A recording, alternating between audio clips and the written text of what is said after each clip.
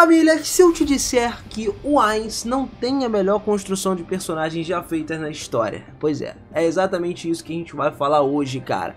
O Ainz não é o personagem mais perfeito, por mais que ele seja poderoso e tal, a gente não tá falando de nível de poder, de quem é mais forte, de quem não é, enfim, até os NPCs entram nessa jogada aí de construção de personagem, construção de classe no geral. Então vem comigo pra gente conseguir ver alguns dos possíveis melhores escolhas, né, do que o próprio Ainz. Vamos nessa.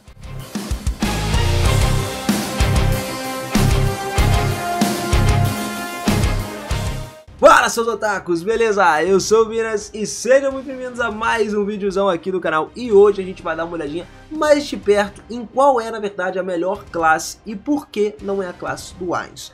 Então, galera, é o seguinte, a construção do personagem do Ainz é ruim em alguns aspectos. Por exemplo, ele tem uma tonelada de mana, coisa absurda, mas é especializado numa magia única, que é a magia de morte instantânea. Isso significa que a magia dele acaba compensando e o inimigo é morto assim, muito rápido. Significa que a batalha termina só com um movimento. Ou então, o movimento não funciona de jeito nenhum e nesse caso, todo o investimento de magia, de mana do Ainz, basicamente, né, magia instantânea, né, não valeu a pena.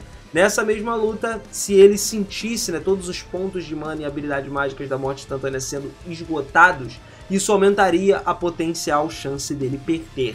Mas ainda assim as chances dele realmente acertar o golpe no alvo são muito maiores, né? Tem muito mais frequência. Mas se essa magia espalhar, né? Tem muitos pontos aí que tinham sido investidos ligado a ela. Eu acho que seria melhor para ele se ele pudesse ter gasto mais esses pontos de classe em defesa, em HP ou puro poder de ataque mágico para tornar os duelos dele ainda mais favoráveis. Essa falta de estratégia clara se deve ao fato de que o Ainz queria ter mais uma representação de papéis, né? Ele não era o tipo de cara que era focadão no PVP, ele queria construir algo que fosse divertido de se jogar, especialmente porque ele é o líder, né? O encarregado de cuidar de Nazarick desde a época que os membros do Seres Supremos estavam aqui. A quantidade máxima de feitiços que um jogador de nível 100 poderia aprender eram 300, só que o Ainz, em contraparte a isso, usou a habilidade especial dele, né, da Dark Wisdom, e a partir daí ele aprendeu e memorizou 718 feitiços diferentes. Pois é, ele tem uma gama de feitiços muito grande, mas a batalha dele se resume muito àquilo que a gente falou.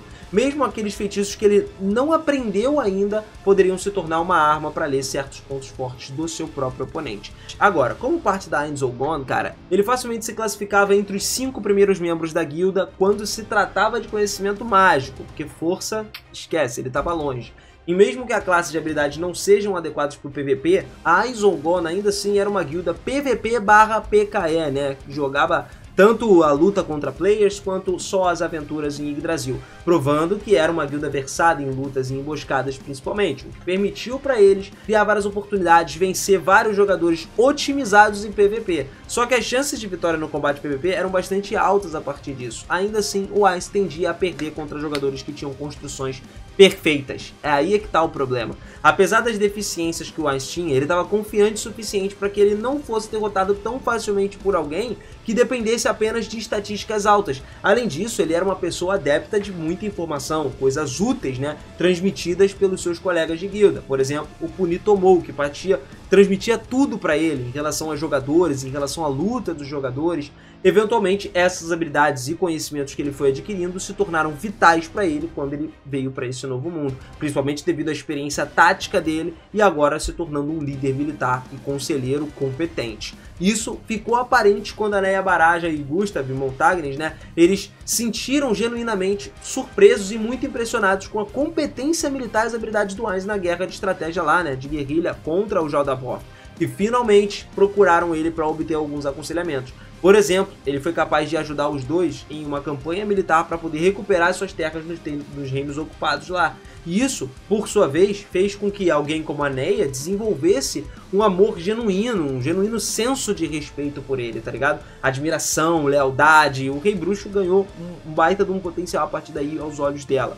Por ele ter optado pela classe Overlord específica, ele teve que adotar uma abordagem mais de um RPG, né, para o jogo, se concentrando em classes e habilidades que estavam especificamente envolvidas com a magia mortal. Isso significa que ele não se concentrava tanto na pura magia de combate quanto os outros Magic Casters que a gente falou. Alguns indicavam que ele era realmente mais fraco do que esses caras em combate real. Lá no jogo, o Ainz não tinha como ser considerado maior entre os jogadores de Yggdrasil.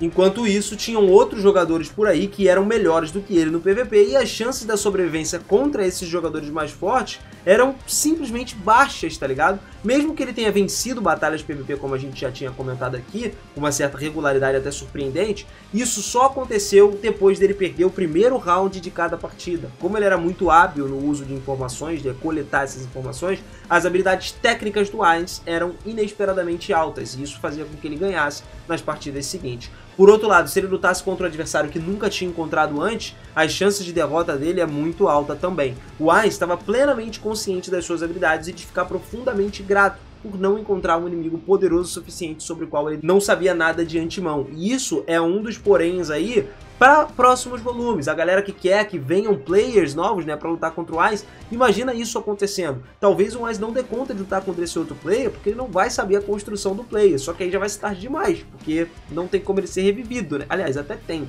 mas não vai ser sempre que ele vai conseguir. Ele vai precisar de alguém que entenda essa habilidade. Tá explicado porque que ele mandou o Ator de Pandora para lutar contra o Rinko Aganeia, a armadura lá do Platinum Dragon Lord.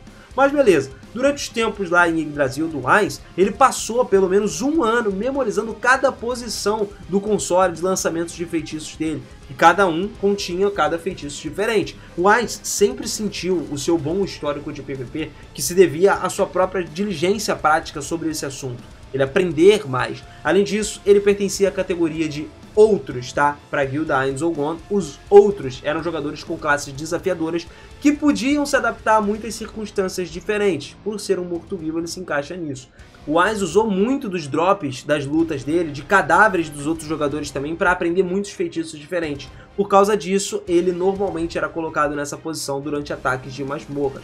No entanto, ele não recebia essa posição porque poderia usar muitos feitiços diferentes, mas porque poderia usar feitiços adequados para situações apropriadas. É aquele cara que realmente manja do jogo, é o cara que sabe o que fazer na hora certa. Por ter que lidar com essa difícil tarefa, a prioridade do Ainz era sempre focar em lidar com os cadáveres da galera, dos Pekings ali, com um sinal de fé dos seus camaradas nas suas habilidades, nessa área de especialização, né?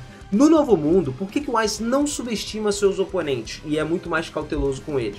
Ele tende a planejar novas lutas antes de enfrentar eles prontamente. Simples, cara, porque o Ainz faria vários preparativos constantes primeiro para tentar provar qualquer vantagem que alguém pudesse ter contra ele. Ele sempre vai querer estar um passo à frente do oponente dele. Isso inclui coletar itens, dinheiro, usar equipamentos dos membros também e fortalecer a sua própria guilda justamente para lançar o ataque, como foi que aconteceu lá com a Shallter, que ele lutou com ela já totalmente preparado. Como um Magic Caster arcano, o Ainz ele já é um estrategista, e estrategista que pode se defender na batalha, mesmo contra um guerreiro, no corpo a corpo. Isso é mostrado quando ele derrotou a Shallter, que era forte, contra-ataque principalmente, e na sua necromancia e habilidade de invocação, o cara é excepcional. Mas se o Ainz for colocado numa situação em que ele tenha que se preparar, né, colocar o seu equipamento para a batalha, depois de considerar as habilidades, né, dos seus oponentes e tal, e planejar suas táticas, com certeza ele vai estar muito mais confiante na capacidade dele de selecionar o conjunto apropriado de equipamentos, itens e a melhor maneira possível de usar a magia dele. Combater o inimigo que ele está enfrentando vai ser simples a partir daquilo, é aquilo. O Ainz com preparo é tipo Batman com preparo, vence qualquer um, tá ligado?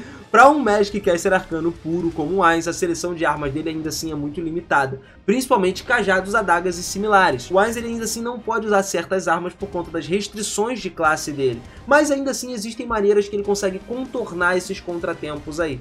Ele também usa a espada lá quando ele tá como aventureiro Momon, para você ter uma noção que ele consegue. Particularmente itens como armas, espada longas, imbuídas de algum tipo de magia, pode dispersar essa restrição de classe, permitindo que ele use. Além disso, ele também faz modificações dos itens desse novo mundo, como uma arma elemental, a Frostpain lá, né, para usar o feitiço do Ice Burst dele, simultaneamente, enquanto usa o feitiço de Guerreiro Perfeito, enquanto ele está em vigor. E ele é incapaz de usar o resto dos seus outros feitiços restantes por conta disso. Dessa forma, ele também é capaz de renunciar a todas as restrições de classe, permitindo a ele equipar itens sem sofrer nenhuma penalidade de classe.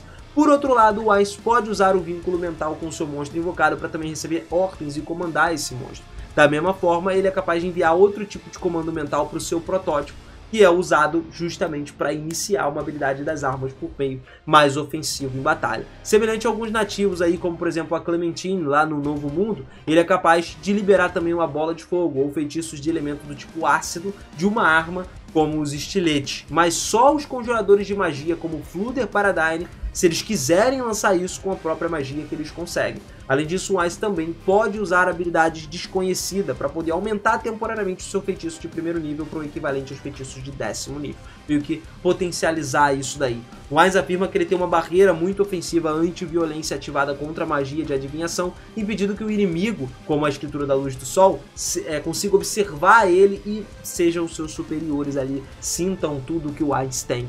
Com a barreira em uso, ele também pode vincular outros feitiços de ataque de nível, superiores, logicamente, né, para a sua própria espécie, como uma explosão ampliada, a volta ao usuário da magia de adivinhação, da onde ele está localizado, tudo ele pode saber. Além disso, a resistência mágica pode anular completamente os efeitos de feitiços de nível baixo e médio, independentemente do quão poderosos esses feitiços sejam, né, ele consegue simplesmente acabar com eles. Agora, no combate corpo a corpo, a força do Ainz deriva um pouquinho do seu conhecimento prévio de experiências de batalha durante os tempos do Yggdrasil, e ele usa isso para afastar os nativos do Novo Mundo com as suas habilidades de artes marciais. Só que ao mesmo tempo, ele cultiva e ganha novos conhecimentos aí, experiências com base em todos os encontros dele com o Gazef, com a Clementine. Desde então, como lutador da linha de frente, ele vai melhorando, mas ele não é o top. Atualmente ele até tem recebido um treinamento contínuo junto com o Coctos, como guerreiro, né? Depois que ele colocou a prática à prova através da luta contra os trabalhadores lá. Acontece que ele, de alguma forma, tem que melhorar para poder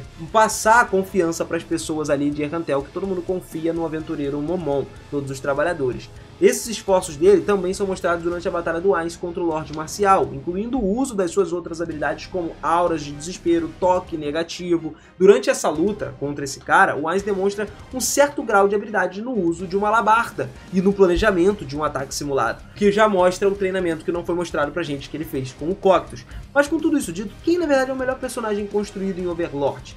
Pô, cara, o Ainz, ele não é um cara perfeito, maravilhoso, mas ele é bom. Quem seria melhor que ele? Muita gente. Inclusive tem vários ótimos candidatos para esse título. Logo a gente não vai bater aqui só numa tecla, em jogadores principalmente. Vamos colocar no meio também os NPCs, assim dá para especificar melhor quem tem um grande destaque. No meu ver, a primeira de todas seria CZ Delta. A CZ, cara, apesar de um nível dela ser muito baixo, ser 46, ela tem muito mais poder de ataque do que o Demiurgos, que é nível 100, mano. E tem praticamente mais do que 2 vezes mais o nível da CZ Delta. Além disso, o poder tecnológico dela também pode ser aplicado de várias outras maneiras muito diferentes e eficazes em combate. Principalmente corpo a corpo e à distância. A CZ ela tem dezenas de armas mágicas diferentes, que inclusive disparam balas de mana comprimidas com frequências de potências de efeitos diferentes e que são usadas para aumentar o ataque dela mais poderoso ainda mais. A CZ é tudo sobre bater forte, seja como uma máquina, um artilheiro ou um atirador, mas ela não se trata de uma pessoa que é ofensiva bruta, né? O personagem da CZ ele é construído tudo sobre um ataque inteligente, já que ela pode usar certas habilidades aí de roubo fornecida pela armadura de classe divina dela, por exemplo, o lenço dela, ela tem que tirar, né, para se tornar invisível, e portanto ela tem uma situação muito mais vantajosa antes de iniciar uma batalha. Ela usa dessas artimanhas para jogar a vantagem pro lado dela. Ela é uma especialista em combate de longo alcance, né? Apesar disso também. O método dela de luta padrão é manter a distância entre ela e os inimigos e usar vários tipos de armas de fogo para atirar neles de longe. E de acordo com as classes dela de artilheiro e sniper, ela é muito habilidosa em tiroteios. Além disso, ela é capaz de rastrear os alvos num certo ambiente de baixa visibilidade, como uma neblina, por exemplo, uma granada de fumaça, sei lá, nem sei se existe essa granada de fumaça em Overlord. Mas ainda assim, naturalmente, um combate de curta distância coloca a CZ em desvantagem. Porém, ela ainda tem um poder de ataque físico bastante forte. O valor das suas outras características principais de defesa física é bastante baixo. No entanto, os habitantes típicos desse novo mundo e os itens não encantados representam pouco ou praticamente nenhum desafio para a CZ porque eles são muito fracos. Por exemplo, ela pode facilmente quebrar correntes comuns não encantadas, isso aí sem problema nenhum, tranquilaça. Fora que a armadura que ela usa é muito boa, tem peças ali que só guerreiros de jogadores a partir do nível 90 de Yggdrasil conseguiriam adquirir e foram usados para criar ela, né? Então ainda assim ela continua sendo uma pessoa excepcional no geral de criações, entendeu? Então novamente, em questão de construção de personagem, a CZ é a personagem preferida minha, né? Minha favorita construída. Não que os outros sejam ruins. tá? Mas a CZ simplesmente se destaca acima de todos os outros, principalmente entre guardiões de andar. Você pode até chegar, né, facilmente argumentar aqui que a Shallter, ela tem uma construção de nível superior, ela tem estatísticas brutais, é boa no longo alcance e ótima no combate corpo a corpo também, pode se curar, reabastecer a própria saúde, causar dano absurdo, tem uma boa armadura e é capaz de ressuscitar a si mesma graças ao item que ela recebeu do Peronontino. Assim, ela é essencialmente uma máquina de estatísticas perfeitas, mas eu pessoalmente gosto mais, por exemplo, do Coctus, como ele foi construído mais pro lado de maximizar a produção de danos dele, e com certeza ele tem algumas habilidades mágicas para poder usar gelo, causar algum dano com gelo, mas tudo isso é só para aumentar o seu poder de ataque ainda mais. Lembrando, galera, a gente não tá querendo dizer quem é mais forte ou não, mas sim o personagem construído, com base em estatísticas mirabolantes e diferentes, que literalmente fazem uma batalha inteligente, né, uma luta inteligente. A Shallter não luta tanto inteligente assim. O Coctus até tem um pouco mais de inteligência que a Shallter, mas ainda assim não é do tipo que a CZ foi construída para ser. Mas ainda assim ele tem acesso às armas incrivelmente ótimas dele, que é a presa da decapitação, aquela lança dele lá, né, que fornece uma variedade de poderes de ataque, e a lâmina do Imperador Matador de Deuses, a arma nível divino que foi forjada pelo Takemi Kazuchi para poder destruir o membro mais forte dos 41 seres supremos da Ainz Oogun. Então é uma lâmina roubadaça. Toda a construção de personagem do Coctus foi habilmente elaborada para os combates corpo a corpo, como pura habilidade dele, né? A armadura dele, inclusive, é parte do corpo dele. Portanto, essa armadura pode ser curada e não pode ser arrancada ou destruída. Olha que doideira. O Coctus, então, a partir daí, tem resistências extremamente altas também. Então, não tem efeitos especiais como toxinas, venenos, confusão, loucura ou qualquer outra coisa que seria capaz de fazer ele lutar ou ficar doido ou alguém batalhar contra ele. Para você ganhar do Coctus só tem um jeito, você tem que lutar com ele, causando mais dano do que ele poderia infligir em você. Assim tu consegue vencer. Então, basicamente, tu tem que ser o melhor lutador e Nazarick que existe, tá ligado? Na verdade, um personagem que pode fazer isso, lutar contra ele, é o Sebastian. Ele consegue derrotar o Coctus. Embora seja um pouco mais fraco no ataque, ele ainda tem uma ótima defesa e pode sobreviver e derrotar o Coctus de forma direta. Só que quando a gente tenta medir força, excluindo a Rubedo, que é o NPC mais forte de Nazarick, tem 3 que são considerados os melhores entre as classes guerreiras. Coctus, que tem a vantagem contra a Albedo, ele ganharia da Albedo, mas, como a gente disse, não contra o Sebas. Sebas é forte contra o Coctus, mas não contra a Albedo. Os 3 meio que empatam ali, né? A Albedo provavelmente pode vencer o Sebas, mas não pode vencer o Coctus. Agora, no geral, em termos de construção de personagens, pessoas como Hubert, o Touch Me, a galera dos Seres Supremos, Punitomou, provavelmente estão acima de todas essas construções que eu acabei de mencionar aqui, tá? Então eu acho que eles ainda merecem uma menção honrosa no geral. Afinal de contas, a gente mesmo já conversou aqui no canal várias e várias vezes que o Ainz era muito longe de ser um dos mais fortes da guilda. E não se trata só de força que a gente está falando, mas sim de melhor combinação de habilidade. Como, por exemplo, você pode usar as suas habilidades. O Touch Me, cara. O Touch Me é um exemplo claro. Ele já era um campeão mundial em Brasil. A resposta por si só tá aí. Ele conseguia perfeitamente aproveitar o personagem que ele criou, no geral, para se tornar o campeão. Mas e você? Qual personagem, na sua opinião, é o personagem mais bem planejado em Overlord em questão de classe? Se você entende, né? Também não sei. Comenta aí, joga nos comentários pra mim. E se você quiser acompanhar mais de Overlord, é só você se inscrever aqui no canal e ativar o sininho. A gente tá vindo com muito conteúdo agora, lógico, porque o filme já tá sendo trazido à tona e várias outras coisas do filme, a gente já tá começando a comentar também, apesar do filme só vir no final do ano, mas tem muita coisa maneira pra gente falar de Overlord, e cada hora tem coisinha nova que vai saindo pra gente falar aqui. Tamo junto demais, galera, muito obrigado pela força de mais um vídeo, beijo no coração de vocês então, e eu espero vocês no próximo vídeo. Valeu!